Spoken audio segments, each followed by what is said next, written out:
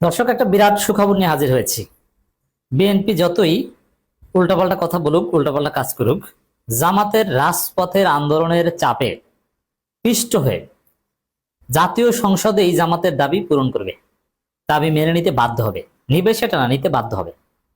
দর্শক, জামাত জুড়ে রাজপথের আন্দোলন সফল হওয়ার আলামত আমরা স্পষ্টত আজকেই পেয়ে গিয়েছি। জামাত জাস্ট ট্রেলার দেখিয়েছে কিসের আন্দোলন। জাস্ট ঢাকায় 2-4টা বিক্ষোভ মিছিল করেছে, জামাত একটু করেছে, শিবির একটু করেছে, কিছু লিফলেট বিতরণ করেছে, মানববন্ধন করছে, জেলায় মহানগরে বিক্ষোভ মিছিল করেছে, দ্যাটস ইট।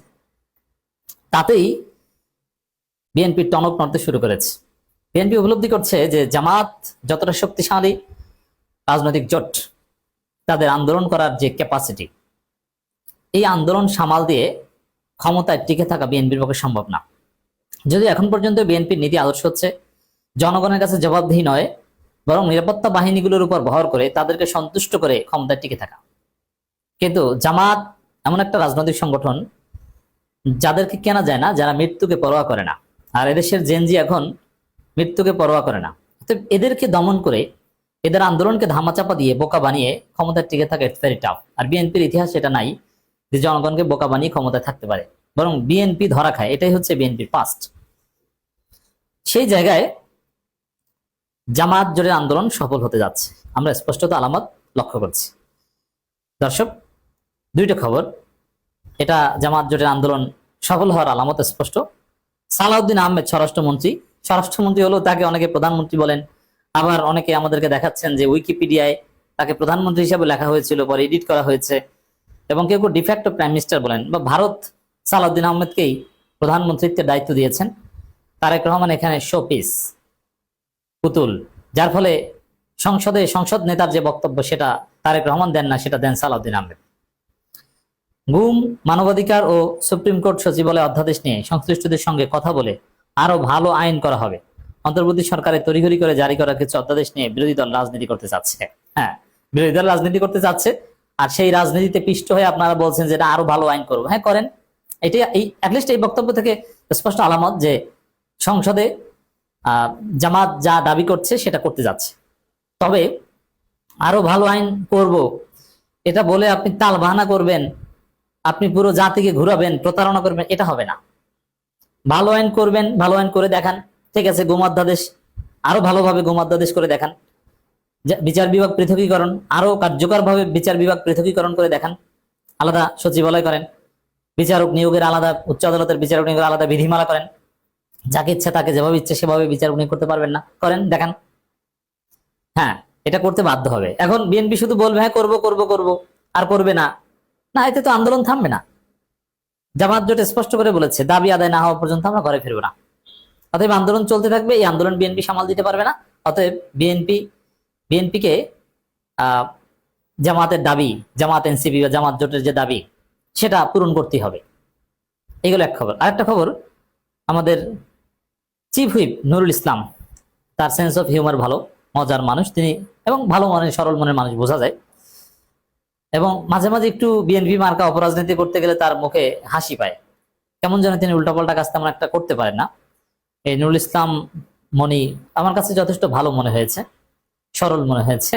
কিন্তু মাঝখানে একদিন জামাতের 71-এর অবস্থান নিয়ে খোঁচা দেওয়ার চেষ্টা করেছিলেন, তখন মনে হয়েছে যে তিনি সেই রাজনীতি পারেন না, কেমন জানি একটু বোকা বোকা লাগছিল তাকে যখন সে কথা বলতে গেলেন। সবাই ধান্দাবাজি বাটপারি পারে না, আর আওয়ামী লীগ যা পারতো ওটা বিএনপি চাইলেও পারবে না।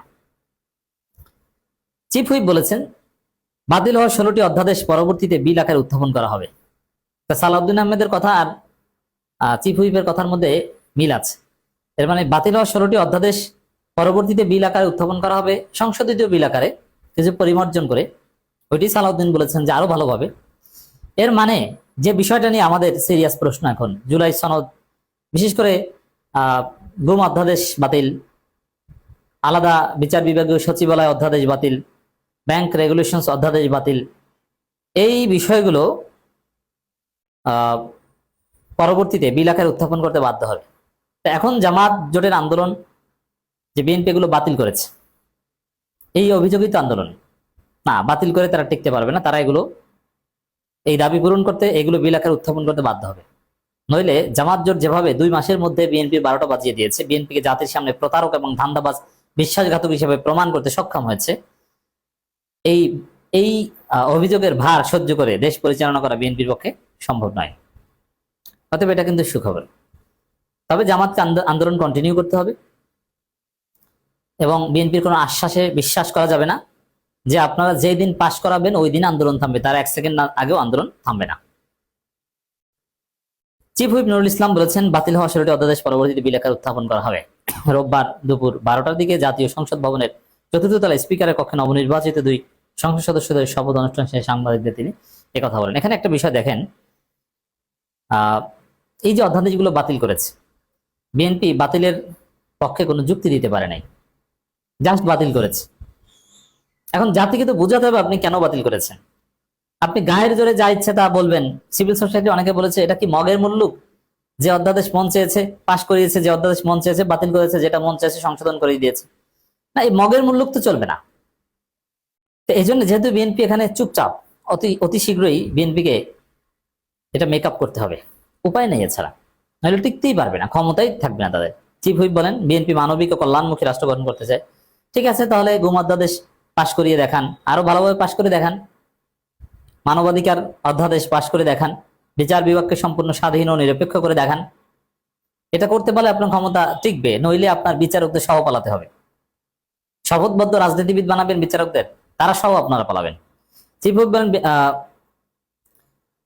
প্রধানমন্ত্রী তারেক রহমান বলছেন, কেউ আইন হাতে তুলে নেবেন না, কোথাও সমস্যা হলে প্রশাসনকে জানাবেন। মানবিক কল্যাণমুখী রাষ্ট্র গঠন করছে বিএনপি, কিন্তু বিএনপির লোকজন তো দেশব্যাপী মব সৃষ্টি করছে, তারা বিরোধী দলকে পেটাচ্ছে, তারা হুমকি দামকি দিচ্ছে এবং সরকারের সমালোচনা করলে তাকে আঘাত করছে।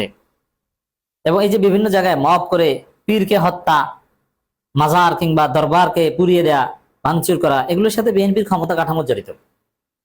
এবং এই যে চাঁদাবাজি করছে, এটা তো আইন নিজের হাতে তুলে নিয়ে করছে, জোর করে চাঁদা আদায় করছে, এই যে কাউকে জোর করা, এটা করছে। অতএব তারেক রহমানের এই নসিহত বিএনপির কেউই তো শুনছেন না।